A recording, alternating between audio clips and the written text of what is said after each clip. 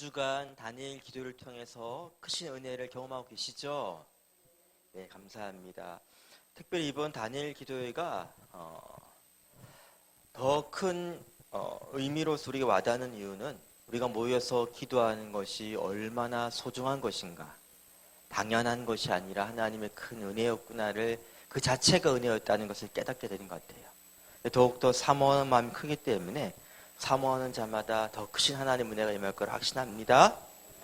네, 지난주 화요일 날 우리 천정은 자매님 간증 들어보셨습니까? 혹시 안 들어보신 분은요, 필히 그 강의만이라도 좀 유튜브를 통해 들으시기 바랍니다.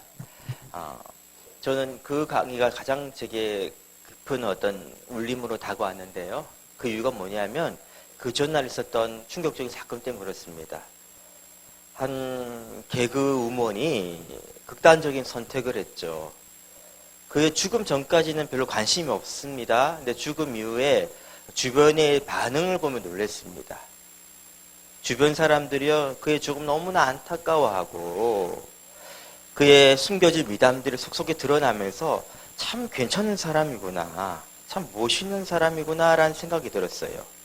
그리고 그가 오랫동안 만성 피부병으로 고통을 받아왔었고 그것이 그의 이 극단적인 자살이라는 선택이 이유가 되었구나를 보면서 참으로 너무나 가슴 아프고 너무 힘들었겠구나를 이해하지만 너무 안타깝다는 생각이 들었어요. 그러고 난 다음 천정은 자매의 간증을 보는데 그 간증을 보니까 그 자매가 무려 항암 치료를 58회나 했죠. 58회나. 맞습니까? 86회 죄송합니다. 정정합니다. 86회의 어떤 항암 치료를 받은 거예요. 87회 진행 중이고 주변에 암 환자가 있는 분들은 아실 겁니다. 항암 치료는요, 한 사이클이 보통 6, 7회인데 한 사이클을 넘기기가 쉽지가 않아요. 많은 분들이요, 한 사이클도 못하고 포기해버리면 너무 고통스러워서.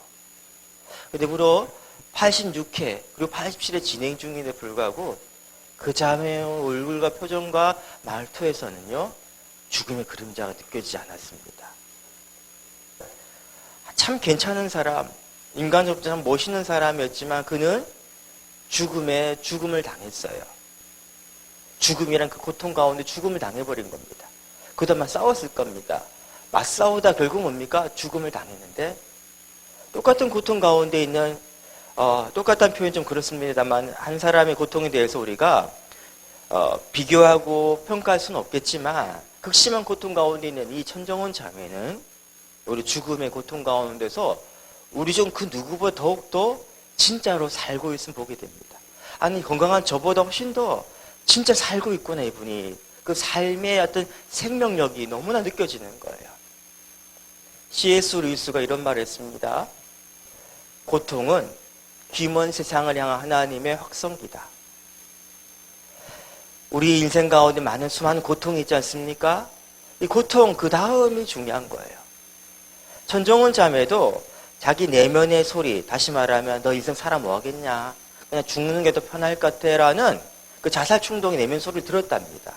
하지만 그 자매는요, 그 소리보다 더 강력한 하나님 확성기로 울려 퍼지는 그 하나님의 음성, 다시 말하면 그녀가 들어야 될 이야기를 들었기 때문에 누구보다 멋있게 살고 있고, 반대로 누구예요? 안타깝게도 그 코미디언은요, 그 꼭 들어야 될 그 이야기를 못 들었던 거예요. 저는 이 차이라 생각합니다. 그럼 우리가 이 고통의 인생 가운데 꼭 들어야 될 하나님께서 우리를 향해서 확성기를 크게 외치시는 그 말씀이 뭘까요? 저는 이 말씀을 생각합니다. 스바냐 3장 17절 말씀. 우리 PPT가 준비가 안 됐네요. 한번 이 말씀 같이 읽기로 원하는데, 스바냐 3장 17절 말씀, 너희 하나님 여호와가, 같이 한번 읽어보겠습니다. 시작. 너희 하나님 여호와가 너희 가운데 계시니 베푸실 전능자이시라. 그가 너로 인하여 기쁨을 이기지 못하며 너를 잠잠히 사랑하시며.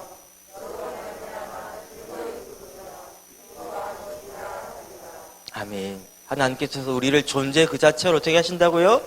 기뻐하신대요. 우리를요, 사랑하신대요. 우리와 함께 있는 것을 너무너무 행복해 하신다는 것입니다. 전 이것이 고통 가운데 있는 모든 사람들이 들어야 될 하나님의 진심이라 생각합니다.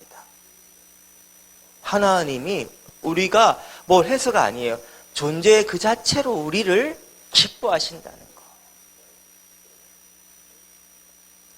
세상은 우리 그렇게 말하지 않아요. 세상은 설령 부모라 할지라도 이렇게 우리 이야기하죠. 너가 무언가를 해내. 그럼 그에 대해 합당하게 너를 대우해 줄게. 자격을 성취해. 그러면 그에 대한 보상으로 어떻게 해줄게. 하지만 복음은 뭐예요? 하나님의 진심이 뭡니까? 우리가 뭘 해서가 아니에요. 우리 존재 그 자체로 우리를 기뻐하시고 우리를 소중히 여기시면서 우리를 사랑하신다는 겁니다. 목사님 잘 믿어지지가 않는데요. 정말 하나님 그럴까요? 여러분 십자가를 바라보시기 바랍니다. 십자가에 달리신 하나님 아들 예수 그리스도 향한 하나님 아버지의 진심이 뭡니까? 이는 나의 사랑하는 자여 내가 기뻐하는 자라. 다시 말해 하나님의 사랑하는 아들 되시고 하나님 사랑받은 아들 되시고 하나님 기쁨이 되신 예수 그리스도를 십자가에서 우리의 죄의 대속 제물로 죄값을 대신 지불하기 위해서 내어주셨죠. 그렇게 원하는데 우리를 사셨단 말이에요. 그러니까 다시 말하면 죄인된 우리를 향한 하나님의 시선은요, 우리가 창조될 때도 힘이 좋았다 하신 그 말씀, 그 마음이 우리가 범죄하고 우리 하나님 반역했음에도 불구하고도 본질적으로 변하지 않으셨다는 것이죠. 그리고 그 하나님의 사랑이 십자가에서 확정된 것이죠. 우리는 어떤 존재라고요? 하나님의 기쁨이래요. 하나님의 가장 소중한 존재, 하나님의 사랑받는 바로 대상이 바로 우리라는 것입니다. 저는요, 이것을 알게 될 때, 진짜 내 삶의 가치를 알게 될 때, 때로 우리 인생이 실패하기도 하고, 좌절하기도 하고, 사람의 비난받기도 하고, 내가 스스로 볼 때 난 정말 무의미한 존재로 느껴진다 할지라도, 그 거짓된 이야기에 속지 않고, 하나님께 날 향하신 그 하나님의 사랑의 시선을 바라보게 될 때, 우리는 진짜로 사실다 생각합니다. 그리스도인이 된다는 건 다른 게 아니에요, 여러분. 성도라는 것은요, 이 하나님께서 우리를 향한 그 십자가의 소리 없는 아우성, 그 절규, 내가 너 이처럼 사랑해. 내가 너 이렇게 기뻐하는 거야. 너 나한테 소중한 존재야. 그 음성을 듣고 그에 대해서 반응한 사람들입니다. 교회를 다닌다 할지라도 아직 하나님의 음성을 듣지 못했다면, 하나님의 마음을 깨닫지 못했다면요, 아직 내가 그리스도인이 아닌 거예요. 자, 이렇게 하나님 나를 무지무지 사랑하시는구나. 이걸 깨달고 난 다음에 우리 반응이 뭡니까? 천정을 자매 그랬죠, 그렇죠? 하나님을 사랑하시는 깨닫고 난 다음에 뭐예요? 어떻게 하면 내가 하나님의 더 기쁨이 될까? 이 고민하는 거예요. 보세요, 여러분, 중요합니다. 내가 어떻게 해야지 하나님의 기쁨을 내가 획득할 수 있을까? 그게 아니에요. 하나님 사랑을 내가 얻어낼 수 있을까? 그게 아닙니다. 이미 하나님 나를 사랑하셨고 나를 기뻐하신 거예요. 그리고 내가 그것이 밖에 감당하지 못하고 난 자기 없는 자인데 어떻게 이렇게 은혜를 베푸시지 깨닫고 난 다음에 뭐예요? 어떻게 하면 더욱더 하나님 기쁨이 될 수 있을까? 어떻게 하면 내 전인격적으로 하나님께 그 사랑의 마음, 지금 느끼는 마음을 고백할 수 있을까? 이 고민을 하는 겁니다. 그래서 교회 안에 늘 이 고민이 있어야 돼요. 우리는 어떻게 하면 하나님의 기쁨이 될 수 있을까? 이미 우리 기뻐하신데 더욱더 하나님 기쁨이 어떻게 하면 될 수 있을까? 이 고민하는 게 바로 성도예요, 성도. 여러분 보세요. 아이들이 공부를 열심히 하는 이유가 뭡니까? 앞으로 내가 공부를 열심히 해서 이런 훌륭한 사람이 될 거야. 그 청사진 다 그래서 그런 거 아니에요. 우리 아이들이 아무리 그렇게 이야기해봤자 아이들은요, 그 멀리 바라보지 못합니다. 철이 들지 않은 따위는. 그럼 왜 공부하는 거예요? 부모가 나를 기뻐하는데, 내가 부모를 내가 사랑하는데, 내가 어떻게 하면 부모에게 더욱더 기쁨이 될 수 있을까 고민하죠. 성적표 좋게 봐도 엄마가 기뻐하니까 그게 뭐예요? 그게 좋아가지고 하는 거예요. 이 자발적으로. 그래서 성도는요, 교회라는 것은요, 어떻게 하면 하나님 기쁨이 될 수 있을까라는 고민을 늘 하는 것이 바로 우리가 하나님의 은혜에 감격하는 지금 젖어 있다는 증거입니다. 자, 그러고 난 다음에요, 고민할 때 하나님께 우리에게 말씀해 주시죠. 우리 3절 말씀 읽어볼까요? 시작. 하나님의 뜻은 이것이니 너희의 거룩함이라. 아하, 그래요. 베드로전서 1장 14절 말씀에도 베드로전서 1장 15절 말씀에도 보니까요. 동일한 말씀하죠. 16절 말씀에도 하나님의 우리랑 뜻은 뭐라고요? 우리가 거룩한 행위를 통해서 거룩한 삶을 사는 것이라는 거예요. 자, 그러면 우리가 여기서 거룩하다가 무엇인가에 대해서 질문해야 됩니다. 다른 성경에 보니까요. 내가 완전하니 너희도 완전하라 이렇게 이 말씀하거든요. 그래서 이 말씀을 거룩을 완벽이라고 생각하면 완벽. 완벽이 아니라 퍼펙트가 아니라 퓨어, 바로 순전해지는 게 바로 거룩이에요. 또 저는요. 우리가 거룩에 대해 굉장히 많이 오해하고 있는 게 뭐냐면 자꾸 거룩 이렇게 생각해요. 종교적, 윤리적 어떤 성취를 해내는 것으로. 구원은 의롭다 여김받는 거는 전적인 하나님의 은혜였어요. 그렇죠? 자, 그렇으니까 뭡니까? 이제는 거룩해지는 성화의 과정은 나의 책임, 내가 해내야 될 마땅한, 내가 수양하고 내가 이겨내야 될 나의 몫으로 내가 여기는 거예요. 그것이 합쳐져야지 우리가 구원을 완성한다라고 생각합니다. 그래서 어떻게 하냐면요. 거룩해지기 위해서 어떤 더 높은 도덕적, 그다음에 종교적 의를 내가 성취해내기 위해서 남들이 잘 못하는 것을 막 하려고 했었죠. 중세시대 때 기독교에서는요, 이렇게 오해했습니다. 남들이 못하는 고행을 함을 통해서 고행을 해가지고요, 기적의 역사가 나타나면 그는 거룩한 사람 생각했어요. 그래서 완전히 가난하게 살고 금식 기도하면서 계속해서 말씀을 막 백독씩 하면서 남들이 못하는 막 하면요 거룩해지는 거라고 생각한 거예요. 그리고 그 열매가 기적이 나타나면 그 사람들 향해서 성인이라 부르고 이렇게 숭배했잖아요. 중세 교회에서. 여러분 또 요즘은 어떻게 이해하냐면요, 한국 교회가 세상에게 부끄러워. 왜? 윤리적으로 도덕적으로 너무 기대 수준에 못 도달하니까. 그래서 뭡니까? 늘 설교 말씀 끝에 더욱더 윤리적으로 도덕적으로 사십시오. 그렇게 우리에게 설교를 많이 듣잖아요. 그렇죠?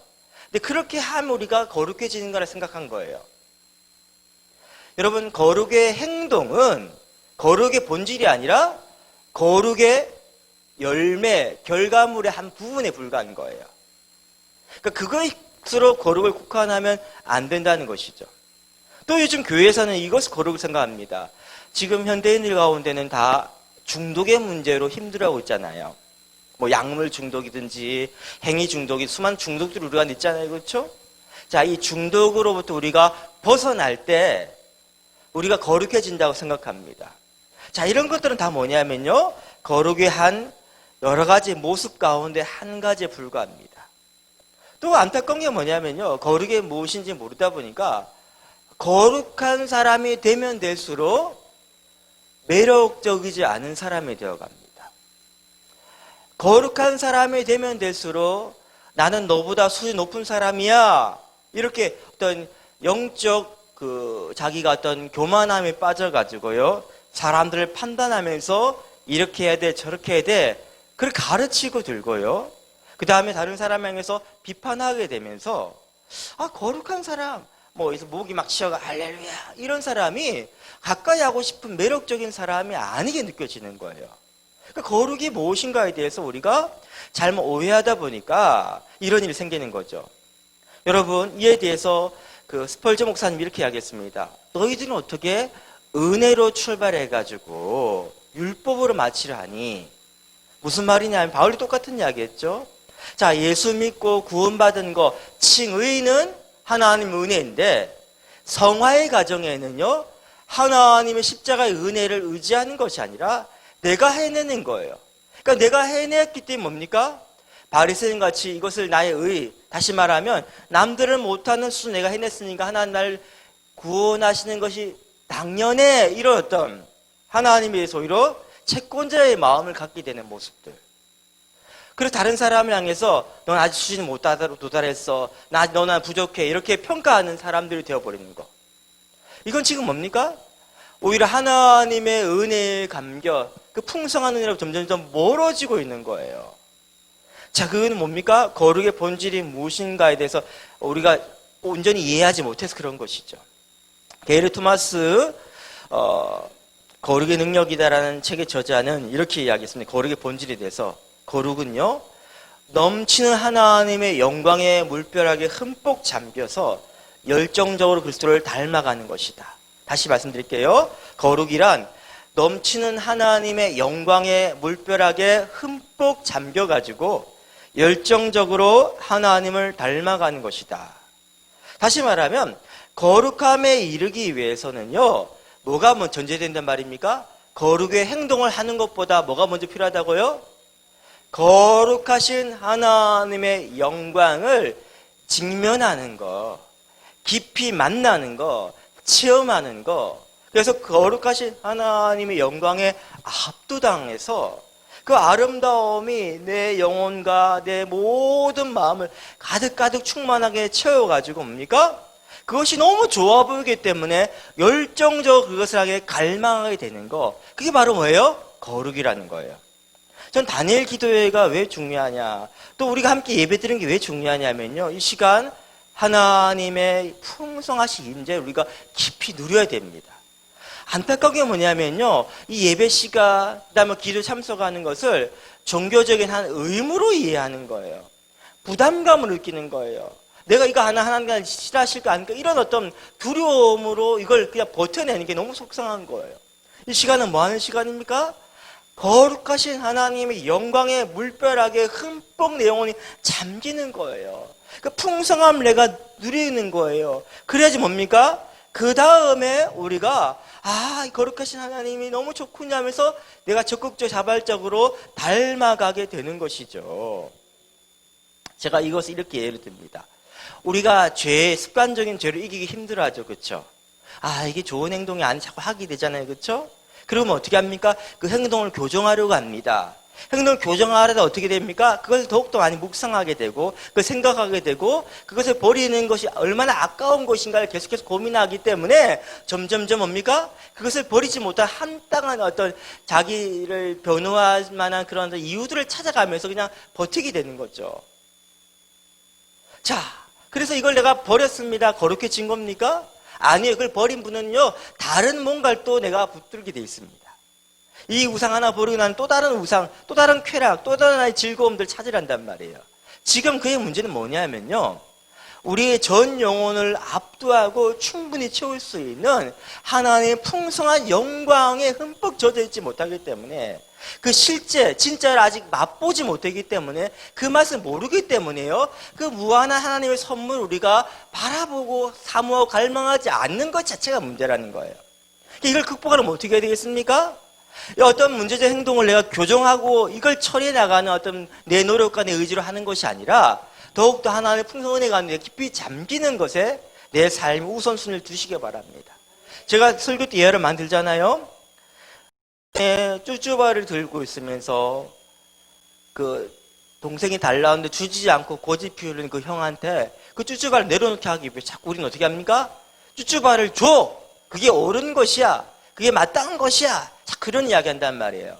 그럼 줍니까 안 줍니까? 더욱더 강하게 움켜쥐게 되는 것이죠.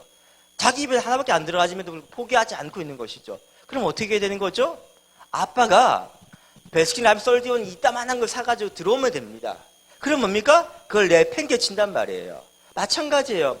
복음은 네가 이렇게 해, 그러면 너에게 마땅한 구원을 줄 거야, 그런 의미가 아니에요. 이미 주님께서 우리에게 우리 영혼의 충분한 목마름 해결할 수 있는 풍성한 은혜를 다 주셨다는 거예요. 구원의 선물을 주셨다는 것입니다. 우리를 존재적으로 기뻐하신다는 겁니다. 우리를 사랑하신다는 겁니다. 그 우리가 더 깊이 체험하는 거, 풍성히 그 실제 누리는 거, 그 다음 뭡니까? 죄의 유혹과 죄의 어떤 달콤한 맛에 우리가 넘어가지 않게 되는 거예요. 그래서 저는요, 우리 거룩하게 되라, 이것을 뭐뭐 해야 돼 라는 또 다른 율법으로 이해하지 않으시기 바랍니다. 오늘 성경도 보니까 어떻습니까? 우리 7절 말씀 보니까요, 7절 말씀 같이 한번 읽어볼까요? 시작.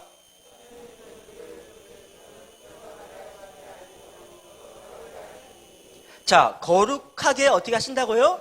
하심이니 우리를 거룩하게 하고 성화시키는 주체가 누구란 말입니까? 내가 아니라 하나님이라는 거예요. 더 정확하게 이야기하면 8절에 나오는 것처럼 8절 한번 읽어볼까요? 시작.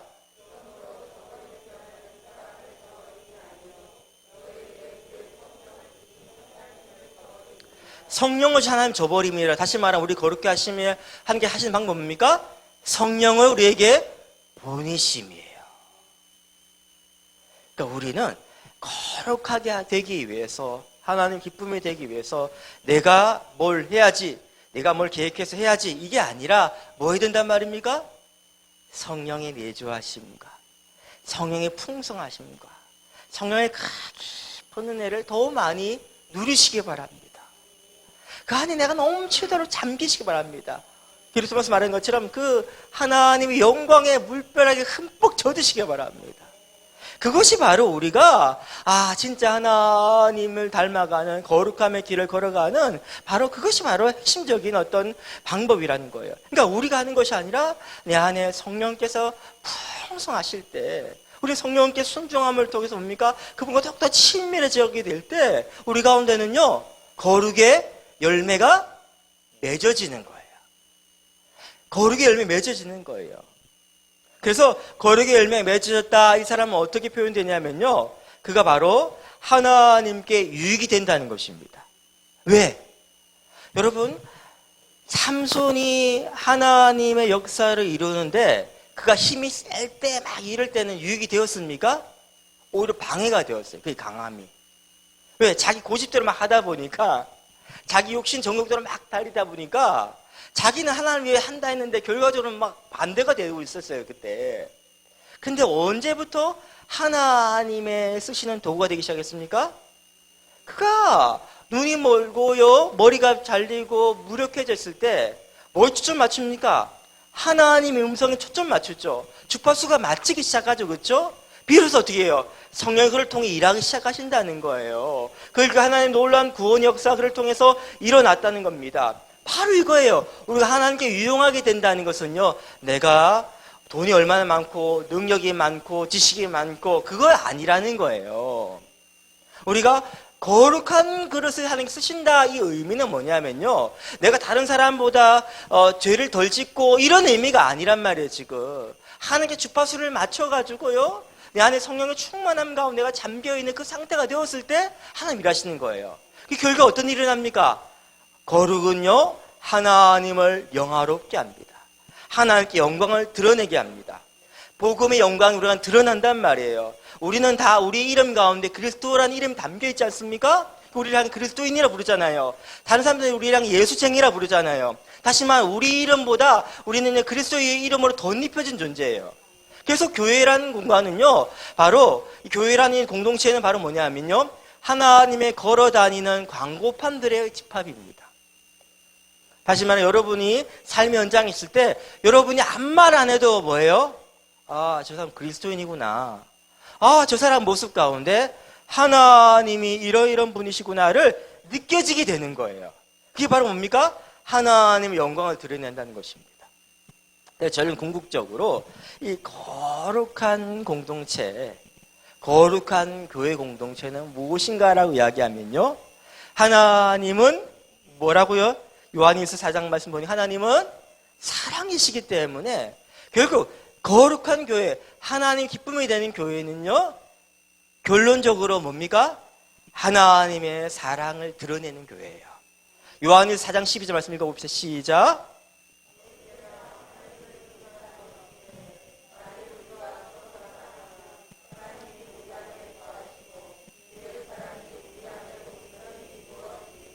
아멘. 하나님의 사랑이 온전해지는 거, 그게 뭡니까? 거룩과 성화, 온전해지는 거, 바로 그거예요. 바로 여러분 오늘 말씀 자세히 보세요. 오늘 말씀 보니까 3절 말씀에 하나님 뜻은 거룩함이라고 난 다음에 거룩함의 예를 쭉 들죠, 그렇죠? 음란을 버리고 존귀함을 아내를 대하고 이방인 세교국 따르지 말고 형제를 해하지 말고 막 이런 이야기 쭉 나오잖아요. 거룩의 삶의 예에 대해서. 근데 이거를요, 사랑이라는 어떤 관점으로 딱 바라봅니까? 이게 탁 꿰어지는 거 느껴지지 않습니까? 자, 아내가 있는데 왜 불륜이나 외도하면 안 됩니까? 그 자체가 아내를 사랑을 하는 아내의 마음을 아프게 하잖아요. 자, 나는 불륜합니다. 나는 외도합니다. 하지만 우리 아내는 무지무지 사랑합니다. 말이 되는 말이 아니에요. 안 되는 말이에요, 그거는. 자기 합리화지. 그 말이 안 되는 소리죠, 그렇죠? 그리고 자기 가족들한테, 자녀들한테도 마찬가지로 상처를 주게 되잖아요, 그렇죠? 사랑하지 않는 거란 말이에요, 이 자체가. 자, 그리고 뭡니까? 그 형제를 해야지 말고도 마찬가지죠. 분수를 넘어서 형제를 해야지 말라. 이것도 뭐예요? 결국 다시 말하면 사랑 하나로 끝나는 거예요. 자, 1절 말씀 한번 보세요. 1절 말씀. 너희들이 이렇게 어떻게 행하여서 하나님 기쁘시게 하는 줄을 너희가 배웠으니 너희가 지금 행하는 바라 더욱 많이 힘쓰라. 잘하고 있어. 더 잘하면 돼. 자, 이건 뭡니까? 거룩함의 길을 알고 있으니 너희 하고 있어. 이렇게 하고 거룩함에 하나님 기쁘시게 거룩함을 이루고 있어. 더 잘해. 이 구조죠, 그렇죠? 그런데 보니까 10절 말씀 한번 읽어. 10절 말씀. 10절 말씀, 9절 말씀 보니까 서로 사랑함이라라고 9절에 이야기하고 난 다음에 10절 말씀 읽어볼게요. 시작. 너희가 온 마게도냐 모두 형제에 대하여 과연 이것이 뭐이겠어요? 사랑을 행하도다. 형제를 고난 더욱 그렇게 행하라. 잘하고 있어. 더욱 잘해. 지금 거룩해라. 하나님 기쁨이 되라. 결국 다 마지막 결론이 뭐예요? 서로 사랑하라 그거예요.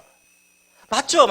왜냐하면 교회가 어떤 공동체라고요? 우리가 하나님께서 우리를 얼마나 기뻐하시는지, 얼마나 소중하게 사랑하시는지를 깨달아 알아가지고 그 사랑 앞에 우리가 반응한 사람들이 교회 아니겠습니까? 그렇기 때문에요, 우리는요, 하나님께서 나를 사랑하시네, 정말 사랑하시네, 나 하나님을 너무 사랑하고 싶어. 어떻게 하나님을 더 사랑할 수 있을까? 바로 우리 하나님께 우리에게 주신 1계명, 내 몸과 마음과 모든 걸 다해 하나님을 전심을 사랑해. 그 계명을 우리가 이거 해야지 구원받아 하는 게 아니라 하나님을 사랑하기 때문에 자발적으로 이렇게 하는 거예요. 그 다음 뭡니까? 그렇게 하나님을 사랑하는 것이 뭔가 생각해 보니까 결론적으로 뭐예요? 하나님이 사랑하시는 그 사랑의 대상이 형제를 내 몸과 같이 사랑하는 것이구나. 그래서 우리는요, 하나님의 우리에게 명하신 제1계명을 완수한다는 의미는요, 제2계명 우리의 삶 가운데 실천함을 통해서 1계명 완수하는 거예요. 보이지 않는 하나님을 사랑한다 말하면서 보이는 하나님의 사랑에 대해서 형제를 사랑하지 않는 거는요, 거짓말하는 거 아니겠습니까? 그러니까 여기서 우리가 깨달을 게 뭐냐면요, 우리가 하나님께 쓰임 받는다는 거, 하나의 영광을 드러낸다는 것을 뭐 기적을 일으키고 엄청난 성공과 업적을 이루는 이런 게 아니라는 거예요. 그리고 뭐 하는 것이 내 안에 하나님의 사랑이 있고 하나님 성령이 내 안에 계시면 증거가 된단 말입니까? 서로 사랑하는 거예요. 그게 갈라디아서 5장에 보니까 사랑의 열매가, 성령의 열매가 뭡니까? 성령의 열매는 뭡니까? 사랑과 희락과 쭉 나오는데 언어를 보면요, 사랑, 그 다음 뭡니까? 사랑의 여러 가지 얼굴과 여러 가지 언어의 표현이 뭡니까? 희락과 화평과 오래 참고 자비하는 이런 거예요. 그러니까 결론적으로 우리는요, 우리 인생의 시간이 흘러가는 의미 없는 시간에서 의미 있는 시간, 카이로스 시간을 사용된 출발점이 뭡니까? 하나님을 향한 사랑을 깨닫는 그 순간부터예요. 그리고 그 사랑을 깨닫고 나는 그 사랑에 대한 반응을 하나님을 사랑해야지라고 결단하고 난 다음에 그것이 바로 뭡니까? 거룩의 길을 결정한 것인데 그것이 구체적으로 어떻게 이어진다고요? 그 여정이 내 형제를 사랑함으로, 더욱 사랑함으로. 누가 거룩한 사람입니까? 성령님의 의지함으로 나는 내 형제를 사랑할 수 없어요. 이건 여러분 죽을 때까지 안 변하는 고백입니다. 내 힘과 내 능력과 내 결단과 내 의지로는요, 사랑할 수 없어요. 그런데 뭡니까? 성령님을 의지함을 통해 성령께 내 마음에 감동하셔서 사랑하게 되어가는 거. 그래서 뭡니까? 예수 믿는다는 것은 더욱더 예수님 닮아가는 변화를 경험하는 거예요. 그래서 이런 거룩이라는 것이, 거룩하라는 것이, 이거 불가능한 것을 명령할 부담감으로 느껴지는 것이 아니라 특권이구나, 우리의 특권. 이 자체가 축복이구나. 왜?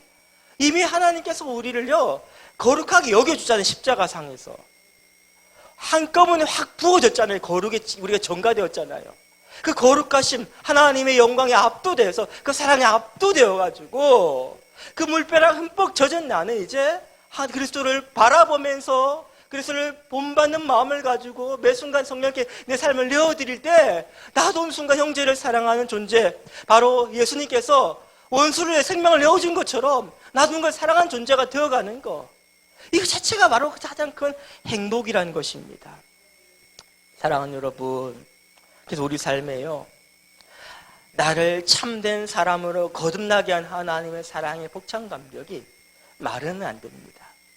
그것이 바로 우리가 거룩에 이르는, 성화에 이르는 바로 우리의 에너지원이에요. 그 사랑의 감격이 복차기 때문에 어떻게 하나님을 내가 더욱더 사랑할 수 있을까?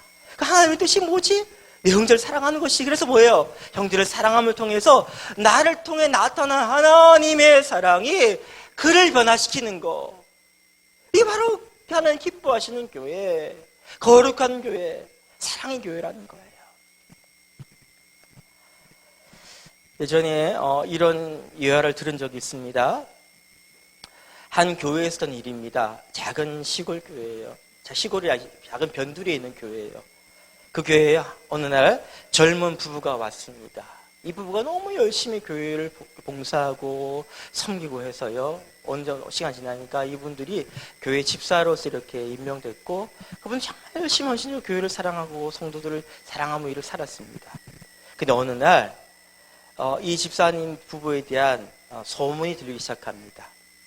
어느 분이요, 이 여자 집사님의 숨겨진 과거를 알게 된 거예요. 이 젊은 여자 집사님이 원래 그 사창가에 있던 분이었답니다. 사창가에서 그 몸을 팔며 살다가, 이 남자도 어떤 사람이냐면 그 어둠의 세계에 몸담고 있는 그런 사람. 둘이 만나 사랑에 빠졌고 그 삶을 청산하면서 이 여자의 소원이 뭐냐면, 난 교회 다니는, 주일날 교회 다니는 사람 너무 부럽고 나도 그렇게 살고 싶어. 그래서 이제 아무도 자기를 모를 만한 그 변두리 와서 신앙생활 시작했는데 어느 순간 그 이야기 퍼진 거예요. 그 이야기가 삽시간에 온 교회에 퍼지기 시작합니다. 그 작은 교회에. 그냥 그 전까지 이렇게 사랑의 대상으로 그분 바라보는 사람들이요, 마치 벌레를 바라보는 것처럼, 마치 코로나의 병에 걸린 사람, 전염병 걸린 사람 환자를 바라보는 것처럼요, 아주 기피하면서 외면하고 왕따를 시킵니다. 그리고 그 젊은 부부는요, 극단적인 선택으로 생을 마감했어요. 그 전후 사정 다 알게 된 목사님이 그 장례식을 집례하면서 이렇게 절규했답니다. 하나님, 나는 양떼를 목양할 생각했는데 나는 이리떼에 목양하고 있었습니다. 여러분, 그 성도들 교회 생각해 봅시다. 이 그 부정한 부부가 왔기 때문에 우리 교회의 거룩함을 훼손했어. 우리의 거룩함과 명예를 실추시켰어. 이 사람들은 우리 가운데 도려내야 될 사람이야. 뭐가 없는 겁니까 지금? 그들은요, 이렇게 할 때 거룩해진 생각했지만 결국 이 상황에 사랑이 없기 때문에 뭡니까? 하나님의 성품인 거룩을 상실해버린 거예요. 우리도 마찬가지예요, 여러분. 이찬수 목사님 이런 말씀하셨죠?